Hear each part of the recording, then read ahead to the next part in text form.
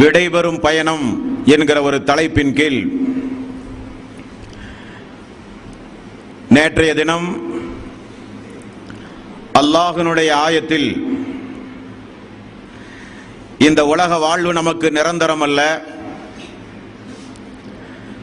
அந்த நாளும் அந்த தேதியும் நமக்கு தீர்மானிக்கப்பட்டால் நிச்சயம் நாம் ஒவ்வொருவரும் இந்த உலகத்திலே இருந்து விடைபெற்று சென்று விடுவோம். அப்படிப்பட்ட அந்த மரணத்தை குறித்துள்ள வசனங்களை நேற்றைய தினம் நாம் தொடர்ந்து அறிந்தோம். அதை தொடர்ந்து இன்றைய தினம் பொதுவாக இந்த உலகத்தில் வாழும் பொழுது இறை விசுவாசியாகிய நாம், முஸ்லிம்களாகிய நாம் எந்த நேரமும் நமக்கு அந்த மரணம் சம்பவிக்கலாம். அப்படி அல்லாஹ்வினுடைய அந்த நாளும் தேதியும் நேரமும் நமக்கு நிச்சயிக்கப்பட்டால் அந்த சக்கராத்துடைய நேரத்தில் நமக்கு சொர்க்கமா அல்லது நரகமா, நமக்கு மறுமை நாளில் நாம் வெற்றியாளர்களா அல்லது நஷ்டவாளிகளா என்பதை அல்லாஹு தஆலா வானவர்களின் மூலம் நமக்கு தெரிவிப்பான் என்பது இஸ்லாமியவர்களுடைய நம்பிக்கை. அந்த அடிப்படையில் எப்பொழுதும் நமக்கு மரணம் சம்பவிக்கலாம். அந்த மரணத்திற்காக வேண்டி நாம் ஒவ்வொருவரும் தயார் நிலையில் நிச்சயம் இருந்தாக வேண்டும். அதிலும் குறிப்பாக அல்லாஹு தஆலா அவனுடைய அருள்மறையாம் திருமறை குர்ஆனில்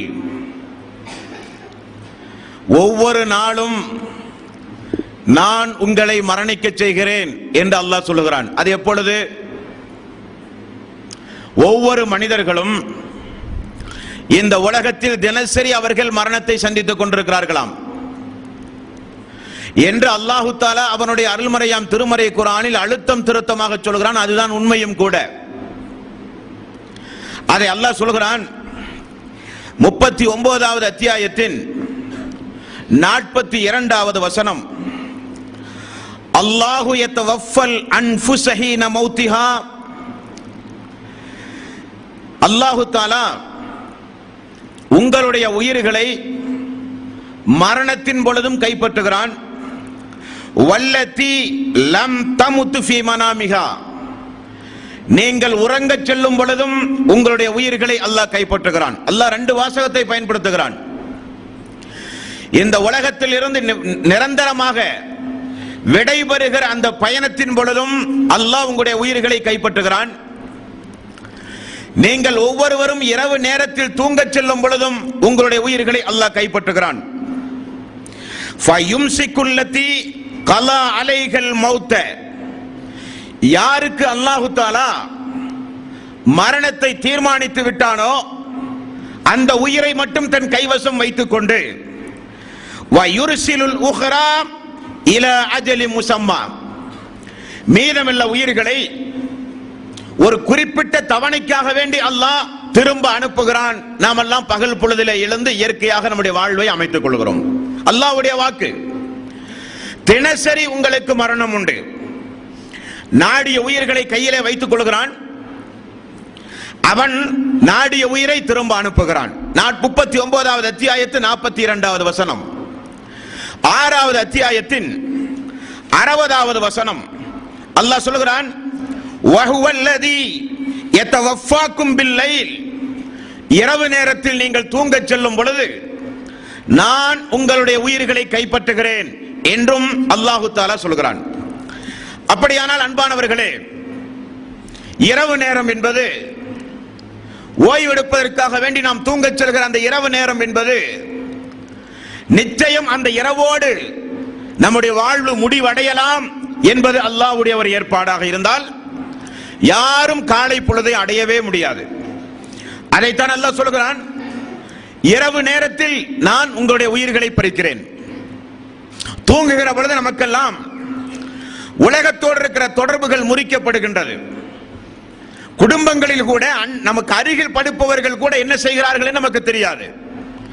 அது ஒரு சிறு மரணம். ஆகவேதான் அல்லாஹு தஆலா நிரந்தரமான விடைபெறுகிற பயணத்தின் பொழுதும் தூங்கச் செல்லும் பொழுதும் நான் உங்களை மௌத்தாக்குகிறேன் என்று அல்லாஹ் சொல்கிறான். பொதுவாக மரணத்திற்காக வேண்டி நாம் ஒவ்வொருவரும் எப்பொழுதும் அல்லாஹு தஆலா நம்மை அழைத்தாலும் நான் செல்ல தயார் என்கிற ஒரு ஏற்பாட்டோடு தான் இறை விசுவாசி இந்த உலகத்தில் வாழ வேண்டும். இந்த நேரம் திடீரென நமக்கு மரணம் வந்தாலும் எனக்கு எந்த பயமும் இல்லை, எனக்கு எந்த கவலையும் இல்லை, நான் யாருக்கும் எந்த அநியாயமும் செய்யவில்லை, அல்லாஹுவால் தடுக்கப்பட்ட எந்த பாவங்களிலும் நான் ஈடுபடவில்லை, அவன் ஏவிய அவன் சொன்ன அனைத்து காரியங்களையும் என்னால் முடிந்தவரை நிறைவேற்றி உலகத்தில் வாழ்ந்தவன் நான். குறிப்பாக அவனுக்கு இணை துணைகளை ஏற்படுத்தி வாழாதவன் நான். எப்பொழுது எனக்கு மரணம் வந்தாலும் எனக்கு சந்தோஷம்தான், என்னுடைய இறைவன் என்னை கைவிட மாட்டான் என்கிற நம்பிக்கையோடு இறை விசுவாசிகள் உலகத்திலே வாழ வேண்டும். அதற்கு ரசூலுல்லாஹி ஸல்லல்லாஹு அலைஹி வஸல்லம் எந்த நேரத்திலும் உங்களுக்கு மரணம் வரலாம், அந்த மரணம் இஸ்லாமிய அடிப்படையில் ஆன மரணமாக இருக்க வேண்டும். இவர் இஸ்லாத்தின் அடிப்படையில் மரணித்தவர் என்று வானவர்களால் நம்முடைய மரணம் பதிவு செய்யப்பட வேண்டும் என்பதுதான் நம்முடைய தலையாய லட்சியம். ரசூலுல்லாஹி ஸல்லல்லாஹு அலைஹி வஸல்லம் அதற்கு ஒரு சில வழிமுறைகளை நமக்கு சொல்லித் தருகிறார்கள். பாருங்கள், புகாரியில் 6306வது நபிமொழி. இந்த நபிமொழியில் ரசூலுல்லாஹி ஸல்லல்லாஹு அலைஹி வஸல்லம் காலையிலும் மாலையிலும் ஒரு இறை விசுவாசிக்கு ஒரு சில பிரார்த்தனைகளை ரசூலுல்லாஹி ஸல்லல்லாஹு அலைஹி வஸல்லம் கற்றுக் கொடுக்கிறார்கள். அந்த பிரார்த்தனைக்கு பெயர் சய்யிதுல் இஸ்திஃபார் என்ற ஹதீஸில் இடம்பெறுகிறது. மிகச்சிறந்த மிகப்பெரிய பாவ மன்னிப்பு. அப்படிப்பட்ட பாவ மன்னிப்புக்குரிய வாசகத்தை கேளுங்கள் நண்பர்களே. அல்லாஹும்ம அன்த ரப்பி, அல்லாஹுவே நீதான் எங்களுடைய ரப். லா இலாஹ இல்லா அன்த, உன்னை தவிர வணக்கத்திற்குரியவன் யாருமே கிடையாது யா அல்லாஹ். ஹலக்தனி, நீதான் எங்களை படைத்தாய். துஆவுடைய வாசகத்தை பாருங்கள். அல்லாஹும்ம அன்த ரப்பி, அல்லாஹுவே நீதான் எங்களுடைய ரப். லா இலாஹ இல்லா அன்த, உன்னை தவிர வணக்கத்திற்குரியவன் யாருமே இல்லையா அல்லாஹ். ஹலக்தனி, நீதான் எங்களை படைத்தாய்.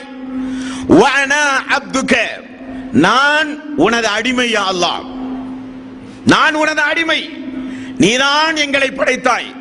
உன்னை தவிர வணக்கத்திற்குரியவன் யாரும் இல்லை, நீதான் எங்களுடைய ரப். வ அனா அலா அஹதிக வ வஅதிக மஸ்ததஅது, நான் உனக்கு செய்த, அல்லாஹ்வே நான் உனக்கு செய்த வாக்குறுதியையும் உறுதிமொழியையும் என்னால் முடிந்தவரை நான் நிறைவேற்றி இருக்கிறேன் யா அல்லாஹ். வ அஊது பிக மின் ஷர்ரி மா ஸனஅத், நான் செய்த தீமைகளுக்காக வேண்டி உன்னிடத்தில் பாதுகாப்பும் தேடுகிறேன் யா அல்லாஹ். அபூலக பிநிஅமதிக அலைய, அல்லாஹ்வே இந்த உலகத்தில் நீ எனக்கு நிறைய அருள் கொடைகளை செய்திருக்கிறாய் என்று நான் ஒத்துக்கொள்கிறேன். வ அபூலக பிதன்பி, வ அபூலக பிதன்பி, நான் பாவங்கள் புரிந்திருக்கிறேன் என்பதையும் மறைக்காமல் அல்லாஹ்வே உன்னிடத்தில் நான் ஒப்புக்கொள்கிறேன். ஃபக்ஃபிர்லி, என்னுடைய பாவத்தை மன்னிப்பாயாக. ஃபஇன்னஹு லா யஃபிரு ذுனூப இல்லா அன்த, உன்னை தவிர வேறு யாரும் என்னுடைய பாவத்தை மன்னிக்க முடியாது. புகாரியில் 6306வது நபிமொழி. இந்த துஆவை ரசூலுல்லாஹி ஸல்லல்லாஹு அலைஹி வஸல்லம் மரணத்தோடு ஒப்பிட்டு சொல்கிறார். அதான் முக்கியமாக கவனிக்கப்பட வேண்டியது. அல்லாஹ்வுடைய ரசூல் என்ன சொன்னார்கள்? சய்யிதுல் இஸ்திஃபார், மிகச்சிறந்த பாவ மன்னிப்பு. யார் ஒருவர் பகல் நேரம், சூரியன் மறைவதுகிற நேரத்தில், பகல் நேரத்தில் இந்த துஆவை யார் ஒருவர் ஓதுகிறாரோ அவர் சூரியன் மறையும் முன்பு மரணித்தால் அவர் இஸ்லாத்தில் மரணித்தவரை போல் கருதப்படுவார். யார் ஒருவர் மக்ரிபுடைய நேரத்தில் இதை ஓதி சூரியன் உதிப்பதற்கு முன்னதாக, ஃபஜ்ருக்கு முன்னதாக இரவு நேரத்தில் மரணிக்கிறாரோ அவர் இஸ்லாத்தில் மரணித்தவரை போல் ஆவார் என்று நபிகள் நாயகம் ஸல்லல்லாஹு அலைஹி வஸல்லம் அவர்கள் சொன்னார்கள். ரமலானுடைய மாதம் முடிவதற்குள் இந்த துஆவை நாம் ஒவ்வொருவரும் கண்டிப்பாக மனனம் செய்ய வேண்டும். இது ஒரு பயிற்சி வகுப்பு. இது வெறுமனே பயானை கேட்டுவிட்டு செல்லக்கூடாது. பயானில் சொல்லப்படுகிற கருத்துக்கள் நம்முடைய ஈமானுக்கு தக்குவாவுக்கு தேவை என்று உடனடியாக தெரிந்தால் உடனே நம்முடைய வாழ்வில் அதை நடைமுறைப்படுத்த நாம் ஒவ்வொருவரும் முன்வர வேண்டும். சய்யிதுல் இஸ்திக்ஃபார், பாவ மன்னிப்பிலே சிறந்த பாவ மன்னிப்பு என்று ரசூலுல்லாஹி ஸல்லல்லாஹு அலைஹி வஸல்லம் அவர்கள் சொன்ன துஆ. காலையில் ஓதி மாலையில் மரணித்தால், இரவில் ஓதி பகலுக்குள் மரணித்தால் அவர் நம்முடைய மரணம் முஸ்லிமான மரணம் என்று ரசூலுல்லாஹி ஸல்லல்லாஹு அலைஹி வஸல்லம் அவர்கள் கூறினார்கள். இதை நம்முடைய வாழ்வில் நாம் நடைமுறைப்படுத்த வேண்டும் நண்பர்களே. இப்பொழுது பாருங்கள், அல்லாஹ்வுடைய ரசூல், அல்லாஹ் அவனுடைய அருள்மறையாம் திருமறை குர்ஆனிலும் இரவு நேரத்தில் உங்களுடைய உயிர்கள் கைப்பற்றப்படுகிறது, நாடிய உயிர்களை அல்லாஹ் கையில் வைத்துக் கொண்டு மீதமுள்ள உயிர்களை அல்லாஹ் திரும்ப தருகிறான் என்று அல்லாஹ்வுடைய வாக்கு. இந்த உலகத்தில் தினசரி இரவு நேரத்தில் உறங்குகிறவர்கள் நம்மில் பலரும் உண்டு, எல்லோரும். ஆனால் உறங்க செல்லும் பொழுது அல்லாஹ்வுடைய பள்ளியில் புனிதமிக்க ரமலானுடைய மாதத்தில் இந்த இடத்தில் நின்று கொண்டு பேசுகிற வார்த்தையல்ல அந்த வார்த்தை. அவ்வளவு அசிங்கமான காட்சிகளை பார்த்து கொண்டு உறங்குகிறவர்கள் உண்டு. மதுபானங்கள் அருந்துகிற நிலையில் உறங்குகிறவர்கள் உண்டு. இரவு பொழுதை வேடிக்கையாக கழித்துக் கொண்டு உறங்குகிறவர்கள் உண்டு. இப்படி உறக்கத்தில் பல வகைகள் உண்டு. ஆனால் நபிகள் நாயகம் ஸல்லல்லாஹு அலைஹி வஸல்லம் ஒரு இறை விசுவாசி உறங்க செல்லும் பொழுது கடைபிடிக்க வேண்டிய நெறிமுறைகளை அல்லாஹ்வுடைய ரசூல் ஏன் நமக்கு கற்றுத் தந்தார்கள்? அந்த இரவோடு கூட அல்லாஹ் நாடினால் உங்களுடைய முடிவு இருக்கலாம். ஆகவே நீங்கள் உறங்க செல்லும் பொழுது செய்ய வேண்டிய ஒரு சில கடமைகள் உண்டு, சுன்னத்துகள் உண்டு. அது என்ன? நபிகள் நாயகம் ஸல்லல்லாஹு அலைஹி வஸல்லம் அவர்கள் கூறினார்கள், நீங்கள் ஒவ்வொருவரும் உறங்க செல்லும் பொழுது ஒது செய்யுங்கள், தொழுகைக்கு ஒது செய்வதை போல. காரணம், அந்த உறக்கத்தோடு நம்முடைய உயிர்கள் கைப்பற்றப்பட்டால் அது ஒரு சாந்தி சமாதானமான மரணமாக, அல்லாஹ்வினுடைய அருளுக்குரிய மரணமாக அந்த மரணம் அமைய வேண்டும் என்பதற்கு ரசூலுல்லாஹி ஸல்லல்லாஹு அலைஹி வஸல்லம் அவர்கள் சொன்னார்கள். புகாரியில் 6320வது நபிமொழி ரசூலுல்லாஹி ஸல்லல்லாஹு அலைஹி வஸல்லம் அவர்கள் சொல்கிறார்கள், கேளுங்கள் நண்பர்களே. உறங்க செல்லும் பொழுது உங்களுடைய விரிப்பை நீங்கள் நன்றாக சுத்தம் செய்து கொள்ளுங்கள். தொழுகைக்காக வேண்டி ஒது செய்வதை போல நீங்கள் ஒது செய்யுங்கள். ஒது செய்துவிட்டு ரசூலுல்லாஹி ஸல்லல்லாஹு அலைஹி வஸல்லம் ஒரு 2, 3, 4 துஆக்களை உறங்க செல்கிற அன்பர்களுக்கு அல்லாஹ்வுடைய ரசூல் கற்றுக் கொடுக்கிறார்கள். அதில் மரணம் குறித்துள்ள ஒரு எச்சரிக்கை, அதை ஓதி அந்த இரவில் மரணித்தால் நமக்கு கிடைக்கக்கூடிய வெற்றி பரிசுகள். ரசூலுல்லாஹி ஸல்லல்லாஹு அலைஹி வஸல்லம் வாசகத்தை கேளுங்கள். பிஸ்மிக ரப்பி, அல்லாஹ்வே உன்னுடைய பெயரால், வலஅத்து ஜன்பி, நான் எனது முதுகை இதோ நான் படுக்கை அறையில் சாய்க்கிறேன் யா அல்லாஹ். வபிக அர்ஃபஉஹு இன் அம்சக்த நஃப்ஸி ஃபர்ஹம்ஹா, நீ நாடினால் நான் எழுந்திருப்பேன் யா அல்லாஹ். நான் எழுந்திருக்காமல் எனது உயிரை நீ கைப்பற்றினால் அதை உன்னுடைய கருணை பொருந்தியவர்களுடைய வரிசையில் நீ சேர்ப்பாயாக யா அல்லாஹ். எவ்வளவு அருமையான வசனம் பாருங்கள். தூங்க செல்லும் பொழுது உடனே போய் ஓடிச்சாடி தூங்காமல் நாம் செல்லுகிற ஒரு மரணத்தை நோக்கி செல்லுகிறோம். படுக்கை அறை என்பது ஒரு மரணம். நம்முடைய வாழ்வில் இதை ஓதி உறங்குகிறோம் அன்பர்களே. நபிகள் நாயகம் ஸல்லல்லாஹு அலைஹி வஸல்லம் அவர்களை அல்லாஹ் ஏன் அனுப்பினான்? மீலாது விழா கொண்டாடுவதற்கா? இரவு நேரங்களில் ராத்தீப்புகள் திக்ர்களில் அவரை புகழ்வதற்கா? லக்கத் கான லக்கும் ஃபீ ரசூலில்லாஹி உஸ்வத்துன் ஹஸனா, இந்த நபியிடத்தில் உங்களுக்கு அழகான முன்மாதிரிகள் உண்டு. அல்லாஹ் சொல்கிறான். நாம் உண்ணும் பொழுது உடனே எடுத்து உண்ண முடியாது. நமக்கு ஒரு தூதர் உண்டு. அந்த தூதர் நம்மை எப்படி உண்ண சொல்கிறாரோ அப்படித்தான் உண்ண முடியும். மலையளம் கழிக்கும் பொழுது உடனே கதவை திறந்து உள்ளே செல்ல முடியாது. அங்கே நின்று அல்லாஹ்வுடைய ரசூல் என்ன சொன்னார்கள் யோசித்து சொன்னதை கேட்டு அதன்படி நடக்க ரசூலுல்லாஹி ஸல்லல்லாஹு அலைஹி வஸல்லம் கூறினார்கள். அந்த அடிப்படையில் நீங்கள் ஒரு மரணத்திற்கு தயாராகி செல்கிறீர்கள் தூங்குகிற பொழுது, அது உங்களுக்கு இறுதி நேரமாக கூட அமையலாம்.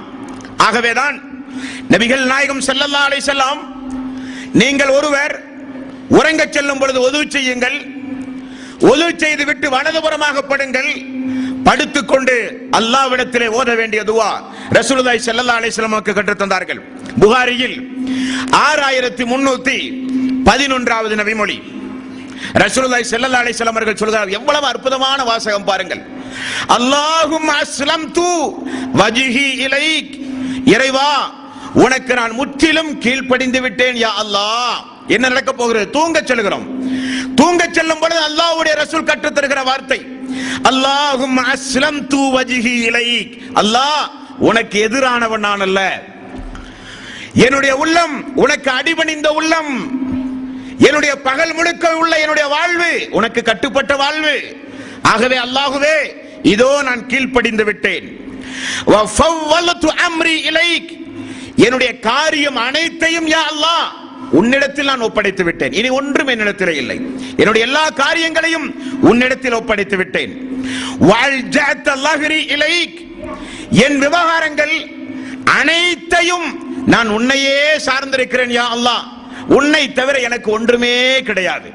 நான் எது செய்வதாக இருந்தாலும் உன்னுடைய உதவி, உன்னுடைய கிருபை, உன்னுடைய கருணை இல்லாமல் நான் எதையும் செய்ய முடியாது யா அல்லாஹ். ரஹபத்தன் வ ரஹபத்தன் இலைக், நான் ஏன் இப்படி எல்லாம் சொல்லுகிறேன் தெரியுமா? உன் மீதுள்ள ஆசையாலும் உன் மீதுள்ள பயத்தாலும் தான் நான் இப்படி எல்லாம் சொல்லி உறங்குகிறேன் யா அல்லாஹ். லா மல்ஜா வலா மன்ஜா மின்க் இல்லா இலைக், அல்லாஹ்வே தங்குமிடம், அல்லாஹ்வே தங்குமிடம், ஒதுங்குமிடம் உன்னை தவிர வேறு எனக்கு எங்குமே இடம் கிடையாது யா அல்லாஹ். அல்லாஹும்ம ஆமன்து பிகிதாபிகல்லதி அன்ஸல்த வபிநபியிகல்லதி அர்ஸல்த, அல்லாஹ்வே உன் மீதும் நீ அருளிய வேதத்தின் மீதும் நீ அனுப்பிய தூதரின் மீதும் நான் ஈமான் கொண்டேன் என்று கூறிவிட்டு நீங்கள் உறங்கினால், யாருடைய கடைசி வார்த்தை, இரவினுடைய கடைசி வார்த்தை இந்த வார்த்தையாக அமைகிறதோ அவர்கள் மரணித்தால் இஸ்லாமிய மரணத்தை அவர்கள் தழுவியவர்கள் ஆவார்கள். இது வேண்டுமா வேண்டாமா? கண்டிப்பாக வேண்டும். உறங்கும் பொழுது அல்லாஹ்விடத்திலே பிரார்த்தனைகளை செய்து, அல்லாஹ்வே நான் உறங்கச் செல்கிறேன், என்னுடைய இந்த உறக்கத்தில் ஏதாவது குறைகள் இருந்தால் நீ பொறுத்துக் கொண்டு எனது இந்த உறக்கத்தோடு எனக்கு மரணம் நிகழ்ந்தால் அந்த மரணத்தை உன்னுடைய அருளுக்குரியவர்களுடைய மரணத்தோடு, உன்னுடைய அன்பிற்குரியவர்களுடைய மரணத்தோடு எனது மரணத்தை நீ ஆக்கியா அல்லாஹ் என்கிற அருமையான துவாவை நபிகள் நாயகம் ஸல்லல்லாஹு அலைஹி வஸல்லம் நமக்கு கற்றுத் தந்தார்கள் அன்பர்களே. மேலும் நபிகள் நாயகம் ஸல்லல்லாஹு அலைஹி வஸல்லம் மிகச் சிறிய ஒரே வார்த்தை, நாமெல்லாம் மனப்பாடம் செய்வதற்கு மிக இலகுவான ஒரு வார்த்தை ரசூலுல்லாஹி ஸல்லல்லாஹு அலைஹி வஸல்லம் அவர்கள் சொன்னார்கள். அல்லாஹும்ம பிஸ்மிக அமூது வஹயா, யா அல்லாஹ் உன்னுடைய பெயரால் இதோ நான் தூங்கச் செல்கிறேன், நான் மரணிக்கிறேன், மேலும் நான் உயிர் பெறுவேன். அல்லாஹ்வே உன்னுடைய பெயரால் தான் நான் மரணிப்பதும் உயிர் பெறுவதும் உண்டு. அல்லாஹும்ம பிஸ்மிக அமூது வஹயா, புகாரியில் 6312வது நபிமொழி. இந்த நபிமொழிகள் எல்லாம் நமக்கு எதை உணர்த்துகிறது அன்பர்களே? ரசூலுல்லாஹி ஸல்லல்லாஹு அலைஹி வஸல்லம் நீங்கள் தூங்கச் செல்லும் பொழுது, நஸையில் வருகிற பாடத்தை பாருங்கள், நீங்கள் தூங்கச் செல்லும் பொழுது யார் ஒருவர் தொழுகைக்கு ஒது செய்வதை போல, எல்லா இடங்களிலும் பாருங்கள் தூங்கச் செல்லும் பொழுது ஒது, தொழுகைக்கு மட்டுமல்ல தூங்கச் செல்லும் பொழுதே ஒது. யார் ஒருவர் ஒது செய்து சுப்ஹானல்லாஹ் 33 முறை, அல்ஹம்துலில்லாஹ் 33 முறை, அல்லாஹு அக்பர் 33 முறை என்ற ஒரு நபிமொழியும் 34 முறை என்ற ஒரு நபிமொழியும், 2 நபிமொழிகள் உண்டு. இதை சொல்லி சூரத்துல் பக்ராவுடைய கடைசி 2 வசனம் 284, 285, 286 இந்த கடைசி வசனங்களை யார் ஒருவர் இரவு நேரங்களில் தூங்குவதற்கு முன்னதாக ஓதி தூங்குகிறார்களோ அது அந்த இரவில் அவருக்கு போதுமானது. அவர் இரவு முழுக்க நின்று வணங்கியவரை போல் ஆவார்கள். ரசூலுல்லாஹி ஸல்லல்லாஹு அலைஹி வஸல்லம் அவர்கள் சொன்னார்கள். இப்படிப்பட்ட ஒரு இறை நினைவோடு இரவில் உறங்கச் செல்கிறவர்கள் நம்மில் எத்தனை பேர்கள் நண்பர்களே? ஏன் அல்லாஹ்வுடைய ரசூல் இவ்வளவு பெரிய ஒரு ஏற்பாட்டோடு தொழுகைக்கு செல்கிற பொழுது ரசூலுல்லாஹி ஸல்லல்லாஹு அலைஹி வஸல்லம் எவ்வளவு ஒழுக்கங்களை கற்றுக் கொடுத்தார்களோ ஒரு இபாதத்தை செய்ய சொல்லும் பொழுது எப்படிப்பட்ட நெறிமுறைகளை ரசூலுல்லாஹி ஸல்லல்லாஹு அலைஹி வஸல்லம் நமக்கு கற்றுத் தந்தார்களோ அதே போன்றதொரு ஒழுக்க நெறிமுறைகளை அல்லாஹ்வுடைய ரசூல் நமக்கு கற்றுத் தருகிறார்கள். தூங்க செல்லும் பொழுது ஒலு செய்யுங்கள், தஸ்பீகள் ஓதுங்கள், ஓத வேண்டிய குர்ஆனுடைய வசனங்களை ஓதுங்கள். இன்னும் சொல்ல வேண்டுமானால் குல் அஊது பிரப்பில் ஃபலக், குல் அஊது பிரப்பின் நாஸ், குல் ஹுவல்லாஹு அஹத். இஸ்லாமிய மார்க்கத்தில் ஓதி உடம்பில் தடவுவதற்கு எங்குமே அனுமதி இல்லை அன்பர்களே. ஓதுவதற்கு திக்ர் செய்வதற்கு நிறைய அனுமதிகள் குர்ஆனுடைய வசனங்களிலும் ஹதீஸ்களிலும் உண்டு. ஆனால் ஒன்றில் ஓதி அதை உடம்பில் தடவுவதற்கு என்று எங்கும் அனுமதி கிடையாது. அது தூக்கத்தில் மட்டும்தான். நீங்கள் தூங்க செல்லும் பொழுது குல் அஊது பிரப்பில் ஃபலக், குல் அஊது பிரப்பின் நாஸ், குல் ஹுவல்லாஹு அஹத் ஓதி உடம்பு முழுக்க தடவி நீங்கள் உறங்க செல்லுங்கள். எவ்வளவு வழிமுறைகளை ரசூலுல்லாஹி ஸல்லல்லாஹு அலைஹி வஸல்லம் நமக்கு கற்றுத் தருகிறார்கள். குர்ஆனுடைய 3 அத்தியாயம், சூரத்துல் பக்ராவுடைய கடைசி 2 வசனம், சுப்ஹானல்லாஹ், அல்ஹம்துலில்லாஹ், அல்லாஹ் அக்பர் போன்ற திக்ருகள், மேற்கண்ட நபிமொழிகளில் இடம்பெறுகிற துஆக்கள், இவைகள் எல்லாம் ஓதி நாம் உறங்குகிறோம். அந்த உறக்கம் நமக்கு இறுதி உறக்கமாக இருந்தால், அதே நேரத்தில் நம்முடைய உயிர் கைப்பற்றப்பட்டால் நிச்சயம் அல்லாஹு தஆலா நபிகள் நாயகம் ஸல்லல்லாஹு அலைஹி வஸல்லம் அவர்கள் சொன்னார்கள், இதை ஓதுகிற பொழுது இறை நம்பிக்கையோடு பாவங்கள் மன்னிக்கப்படும், அல்லாஹ் என்னை கைவிட மாட்டான் என்கிற உறுதிபட உங்களுடைய உள்ளத்தில் ஆழ பதித்து இதை நீங்கள் ஓதி மரணித்தால் இப்படி இப்படி உங்களுக்கு நற்கூலி என்றார்கள். இதை நாம் நம்முடைய வாழ்வில் நிச்சயம் கடைபிடிக்க வேண்டும் என்பர்களே. மேலும் ரசூலுல்லாஹி ஸல்லல்லாஹு அலைஹி வஸல்லம் அவர்கள் கூறினார்கள், யார் ஒருவர் உறக்கத்திலே இருந்து எழுந்தால் அல்லாஹ் என்ன சொல்கிறான்? நாடிய உயிரை கையிலே வைத்துக் கொள்கிறான், அவன் நாடிய உயிரை திரும்ப கொடுக்கிறான். திரும்ப அல்லாஹ் தஆலா பகல் பொழுதில் முழிக்கிறான், நமக்கு உயிர் வந்து விட்டது. அந்த ரப்புக்கு மீண்டும் ஒரு நன்றி செலுத்துங்கள் என்றார்கள் ரசூலுல்லாஹி ஸல்லல்லாஹு அலைஹி வஸல்லம். புகாரியில் 6312வது நபிமொழி, அல்ஹம்துலில்லாஹில்லதி அஹ்யானா பஅதமா அமாத்தனா வ இலைஹின் நுசூர். தூக்கத்தின் பொழுது எங்களை மரணிக்க வைத்த அந்த அல்லாஹு தஆலா, தூக்கத்தின் பொழுது எங்களுடைய உயிர்களை கைப்பற்றி அல்லாஹ் திரும்ப எங்களுக்கு அந்த உயிரை தந்தானே, அவனுக்கே எல்லா புகழும். நாம் எல்லாம் அல்லாஹ்விடமே திரும்ப செல்கிறோம். தூங்கிய விழித்தவுடன் அல்லாஹ்வுக்கு செய்ய வேண்டிய துஆ, அல்லாஹ்வை பாராட்ட வேண்டிய ஒரு பிரார்த்தனை ரசூலுல்லாஹி ஸல்லல்லாஹு அலைஹி வஸல்லம் நமக்கு கற்றுத் தந்தார்கள் நண்பர்களே. இவைகள் எல்லாம் எதை நமக்கு உணர்த்துகிறது? தூங்குகிற பொழுது நமக்கு அந்த மரணம் சம்பவித்தால், தூங்குகிற அந்த நேரமே நமக்கு ஒரு விடைபெறும் பயணமாக அது அமைந்திருந்தால், நிறைய பேரை பார்க்கிறோம், நல்லதான் இருந்தாருங்க, தூங்குகிற பொழுது நல்லதான் இருந்தாரு, காலையில கூப்பிட்டா அவர் எந்திரிக்க மாட்டேங்கிறாருங்க நம்பாங்க. பார்க்கிறோமா இல்லையா? எந்த நேரம், எந்த வடிவத்தில், எந்த ரூபத்தில் அந்த மரணம் வரும் என்று யாராலும் சொல்ல முடியாத நண்பர்களே. அதற்குரிய தயார் நிலையில் நாம் ஒவ்வொருவரும் இருக்க வேண்டும். இனி நபிகள் நாயகம் ஸல்லல்லாஹு அலைஹி வஸல்லம் அவர்கள் கூறினார்கள், ஒரு இறை விசுவாசியை பொறுத்தவரையில் அவர் மரணத்திற்கு எப்பொழுதும் தயாரான நிலையில் இருக்க வேண்டும். மரணப்படுக்கை என்பது ஒரு இறை விசுவாசிக்கு அது ஒரு மலர் படுக்கை என்பார்கள். அந்த அளவுக்கு சந்தோஷமானது இறை விசுவாசிக்கு. காரணம், நபிகள் நாயகம் ஸல்லல்லாஹு அலைஹி வஸல்லம் அவர்கள் கூறுகிற ஒரு செய்தி, புகாரியில் 6507வது நபிமொழி. அல்லாஹ்வுடைய ரசூல் ஒரு நாள் அவர்களுடைய மனைவிமார்களோடு அமர்ந்திருக்கும் பொழுது இந்த செய்தியை சொல்கிறார்கள், கேளுங்கள். யார் ஒருவர் அல்லாஹுவை தரிசிக்க வேண்டும் என்று விரும்புகிறாரோ அவரை அல்லாஹுவும் பார்க்க விரும்புகிறான். யார் ஒருவர் அல்லாஹுவை தரிசிக்க வேண்டும் என்பதில் வெறுப்பு தெரிவிக்கிறாரோ அவரை பார்க்க அல்லாஹுவும் இருக்கிறான். உடனே ரசூலுல்லாஹி ஸல்லல்லாஹு அலைஹி வஸல்லம் மனைவிகளில் ஒருவர் இழந்து கேட்டார்கள், யா ரசூலல்லாஹ், நாங்கள் மரணத்தை வெறுக்கிறோமே, அப்படியானால் அல்லாஹ் எங்களை வெறுக்கிறானா பார்க்க? உடனே ரசூலுல்லாஹி ஸல்லல்லாஹு அலைஹி வஸல்லம் சொன்னார்கள், அதுவல்ல அதற்கு அர்த்தம். ஒரு இறை விசுவாசிக்கு மரணம் வரும் பொழுது, ஒரு இறை விசுவாசிக்கு மரணம் வரும் பொழுது அந்த இறை விசுவாசிக்கு வானத்திலே இருந்து ஒரு அசரீரி வருமாம். அது சக்கராத்துடைய அந்த வேலை குறித்து வரும் பொழுது நாம் விரிவாக பார்ப்போம் அன்பர்களே. நாம் இந்த உலகத்திலே இருந்து விடை வரும் பொழுது ஒரு 3 அதிபயங்கரமான ஒரு அதிசயத்தை பார்த்து தான் இந்த உலகத்திலே இருந்து நாம் விடை பெறுவோம். என்ன அதிசயம்? ஒன்று, இதுவரை நான் பார்க்காத மலக்குமார்களை நாம் ஒவ்வொருவரும் நிச்சயம் பார்ப்போம். அது எந்த ஜாதி மதத்தை உடையவர்களாக இருந்தாலும் சரி. இன்னும் ஒரு மலக்கல்ல, மலக்குனுடைய ஒரு ஜமாத், ஒரு கூட்டம் நம்முடைய உயிரை பறிக்க வருகிற அந்த ஒரு காட்சியை பார்க்காமல் யாரும் இந்த உலகத்தில் இருந்து விடைபெற முடியாது. இரண்டாவது, நம்முடைய உயிரை நாமே பார்ப்போம்.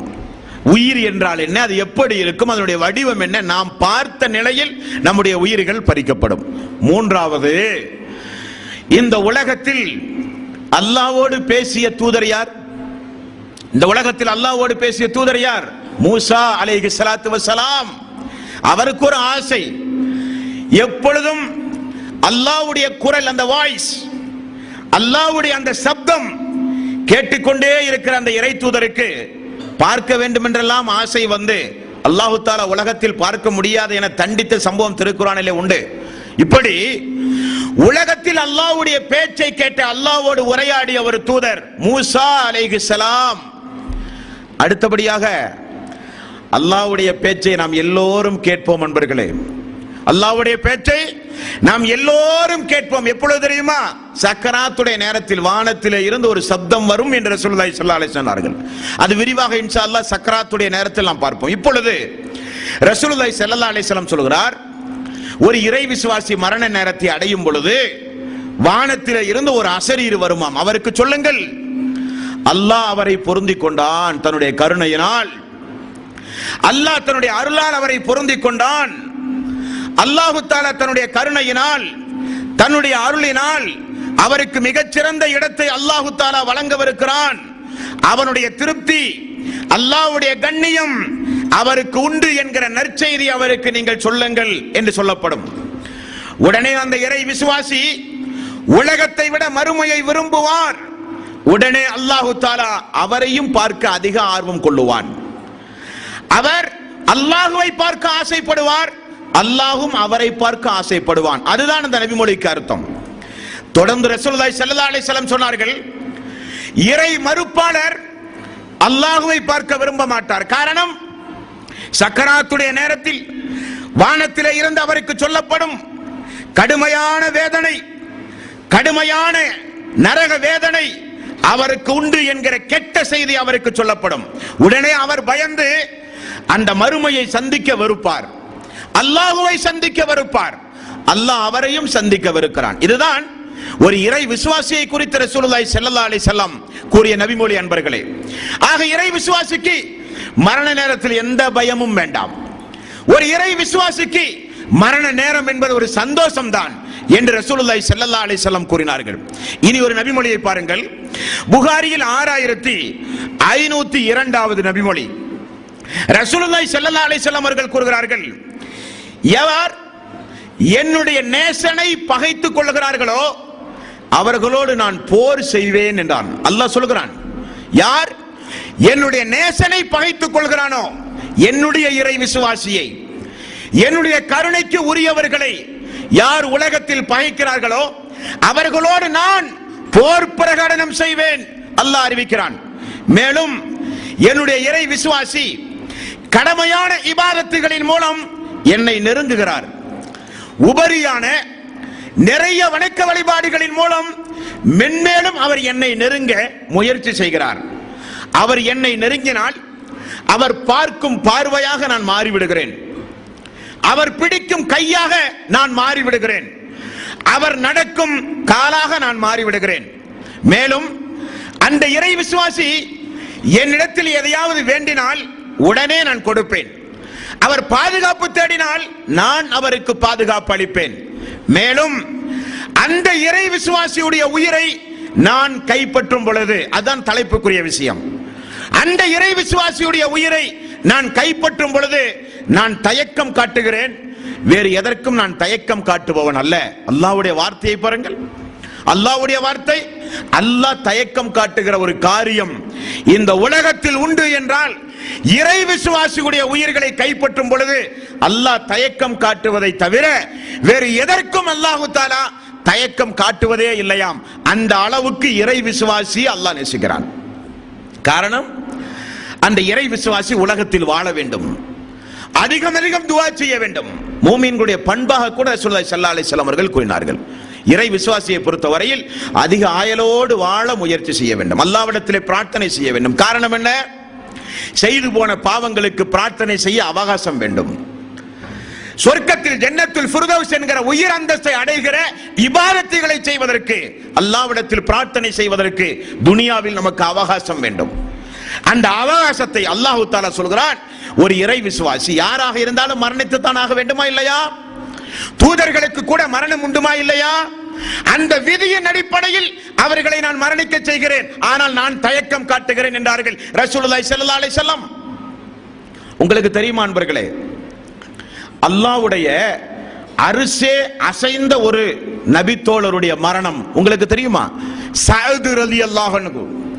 அல்லாஹ்வுடைய ரசூல் சொல்கிறார்கள், எனது தோழர் சஅத் அவர்களுடைய மரணத்தின் மூலம் அல்லாஹ்வுடைய அரிசே நடுங்கியது. காரணம், அல்லாஹ் தஆலா அந்த அளவுக்கு நேசித்த ஒரு தோழர். எப்படியெல்லாம் மக்கள் வாழ்ந்திருக்கிறார்கள் பார்த்தீர்களா?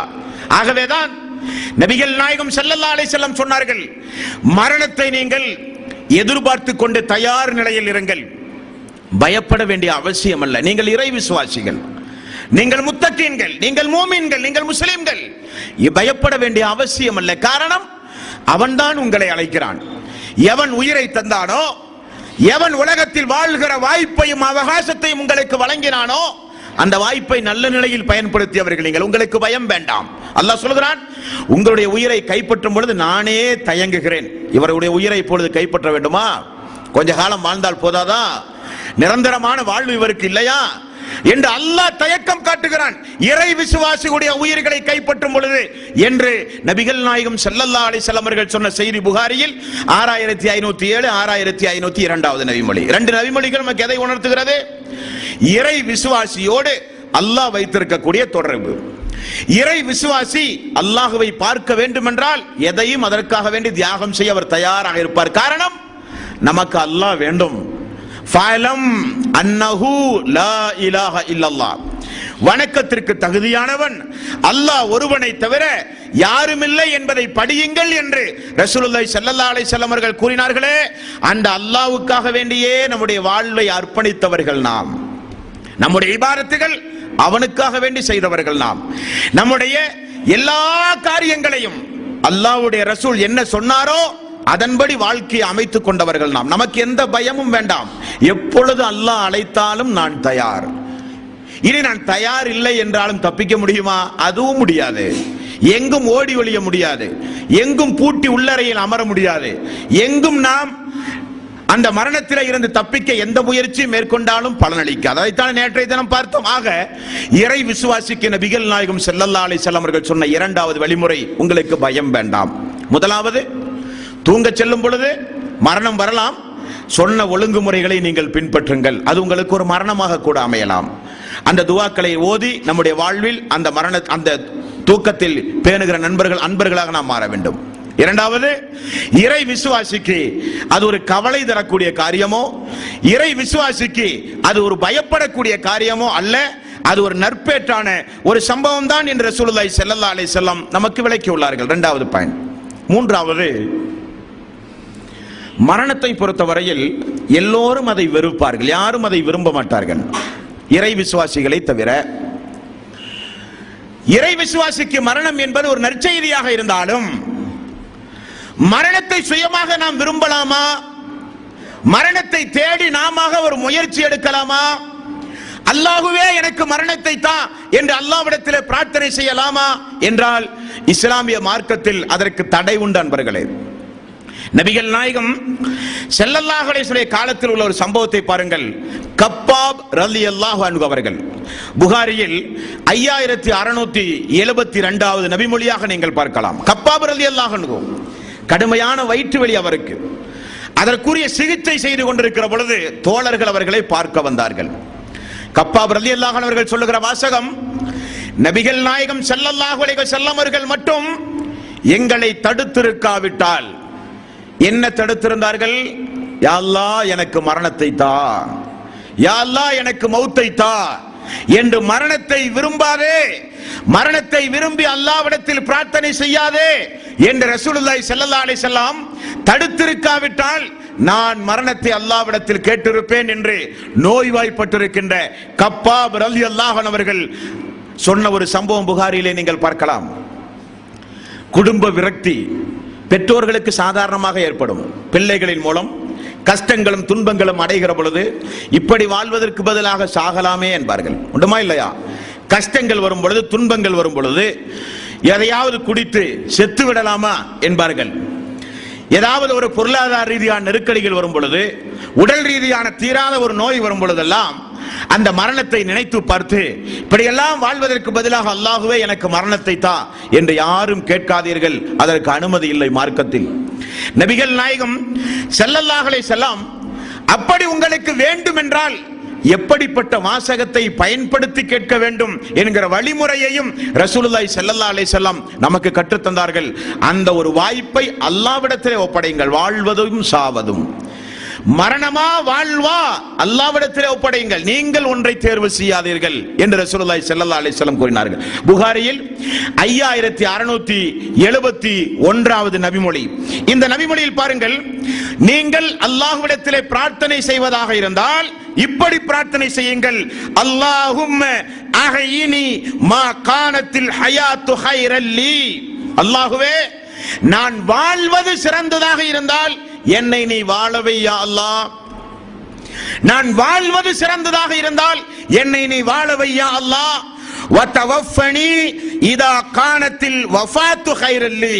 அல்லாஹ்வே, நான் மரணிப்பது சிறந்ததாக இருந்தால் என்னை நீ மரணிக்க செய்ய அல்லாஹ்.